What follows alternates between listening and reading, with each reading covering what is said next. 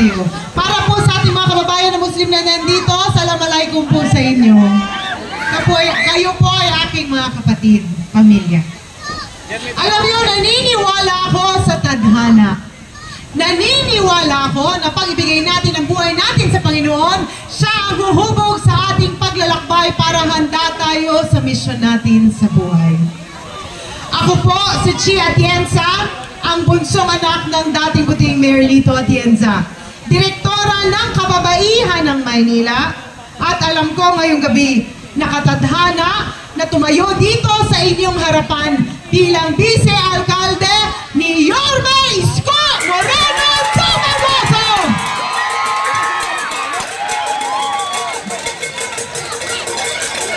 Yari kayo, wala na kayong panluto sa bahay. Pero sa totoo lang, nung bata pa ako, ang pangarap ko sa aking buhay ay maging isang misyonaryo.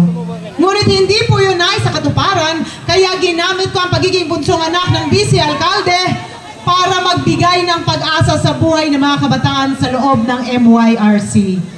Nung ang aking ama ay alkalde ng Maynila, ako po ay naging aktibo sa iba't ibang church organizations. Buwan-buwan pumupunta po ako sa Bilibid Prison para magpa-feeding at medical mission doon. At doon ang aking ama ay congressman ng Buhay Party List, libo-libong food packs ang ibinahagi po dito sa Maynila, kasama na rin po ang Distrito 3. Kahit kailan, hindi niyo po akong nakita. Milyong-milyong halaga ng mga vitamina, maintenance, ipinamahagi po sa inyo. Ngunit kahit kailan, hindi pa rin po ako nagpakita ng mukha. Dahil naging mas importante po para sa akin na alam ko, masaya ang Panginoon sa ginawa ko sa aking buhay habang narito ako sa mundong ibabaw. Ngunit nagbago po ang perspektibo ko nung ako po ay naging isang broadcast journalist sa television for 7 years. Kagaya ng aking kapatid na si Kuya Kim. Kilala niyo po yun? Tayo-tayo lang naman, hindi ko kayo isusumbong. Sino ang mas pogi? Si Kuya Kim o si Ali? Parang isa lang ang nagsabing Kuya Kim.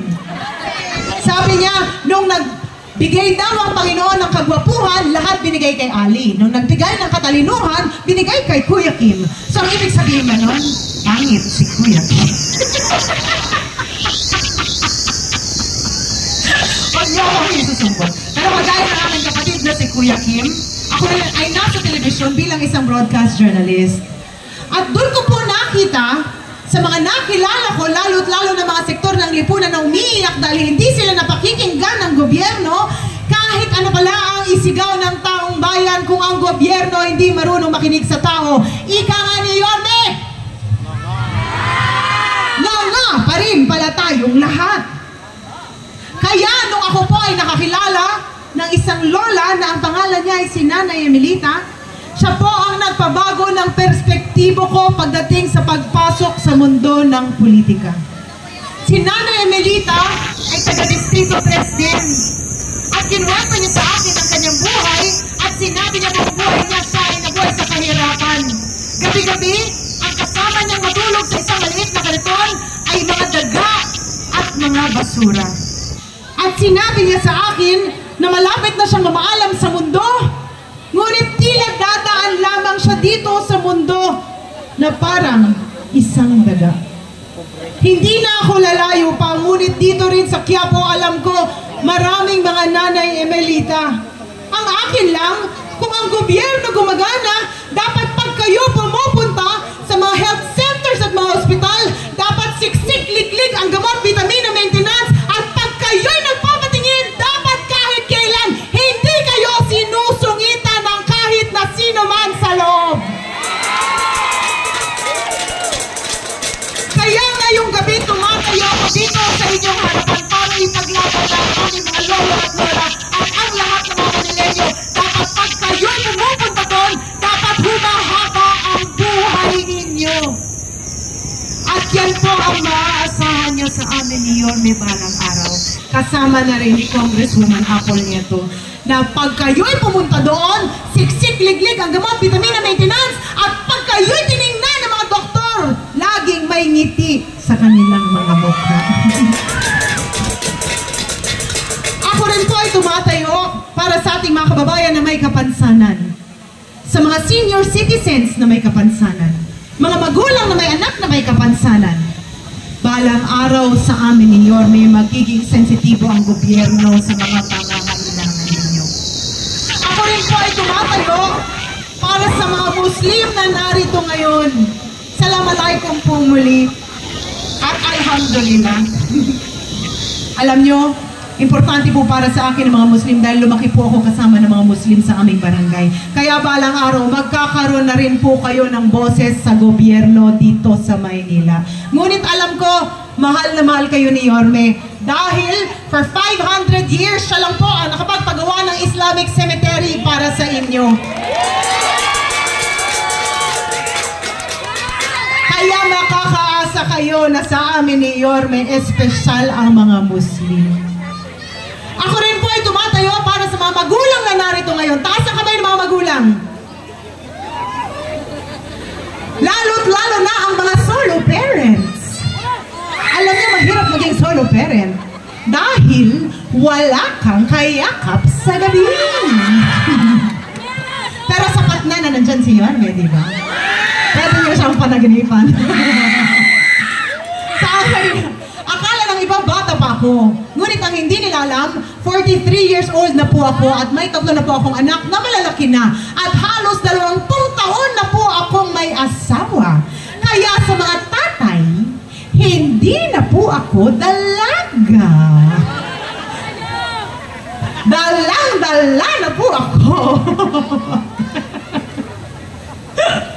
Pero bilang isang magulang, alam ko na marami sa inyo, habang pinapanood nyo natutulog ang inyong mga munting supling sa gabi, nagdadasal kayo na kahit paano sana meron kayong kakampi sa gobyerno sa pagpapalaki sa kanila. Huwag kayong mag-alala dahil sa amin ni Yorme, sisiguraduhin namin na kasama nyo ang gobyerno dito sa Maynila sa pagpapalaki ng inyong mga anak dahil mahalaga po sila sa amin. At panghuli, ako rin ay tumatayo para sa mga LGBTQ+ members na narito ngayon.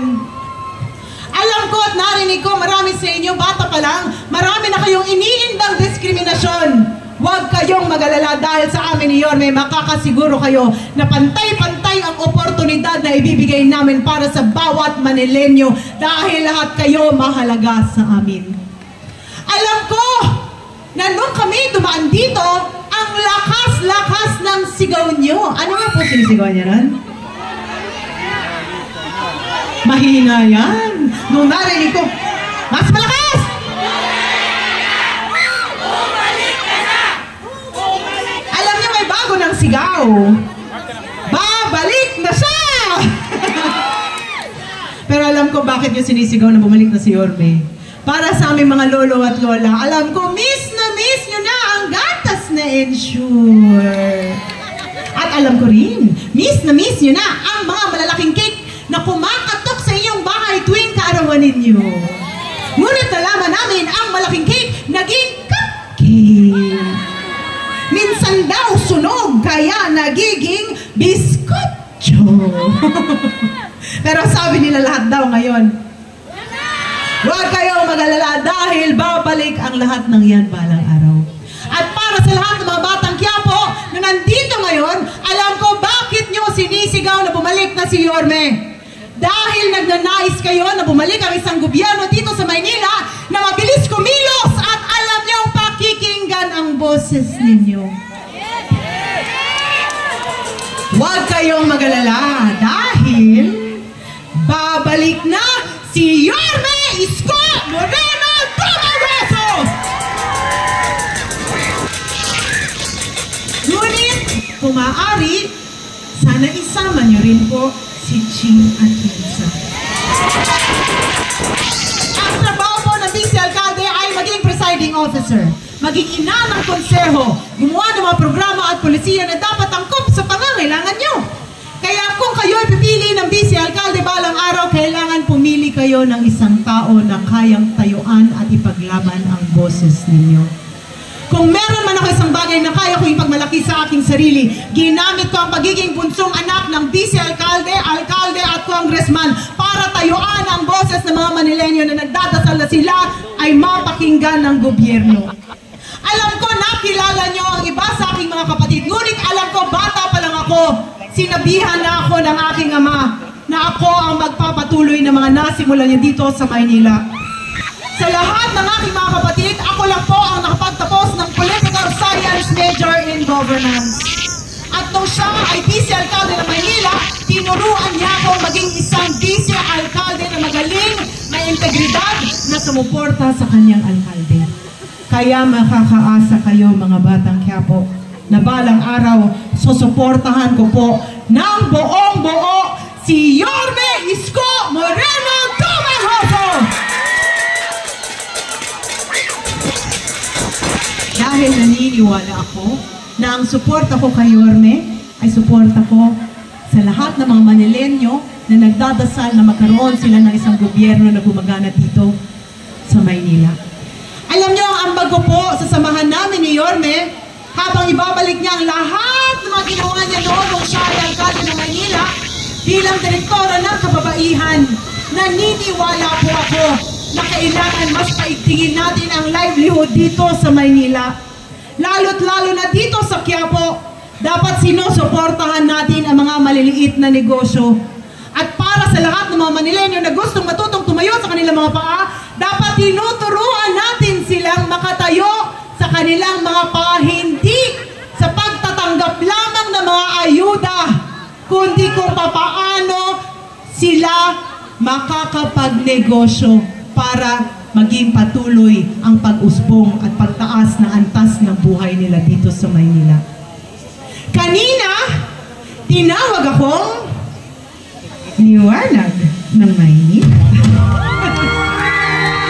Ngunit sa totoo lang, ang gusto kong mangyari, ibalik ang pag-asa sa inyong mga puso na meron ng isang gobyerno na paparating na alam niyo, maaasahan niyo na ipaglalaban niyo, na malalapitan niyo at makakatulong sa pag-angat ng buhay niyo dito sa ating lungsod. Para sa inyo po ito.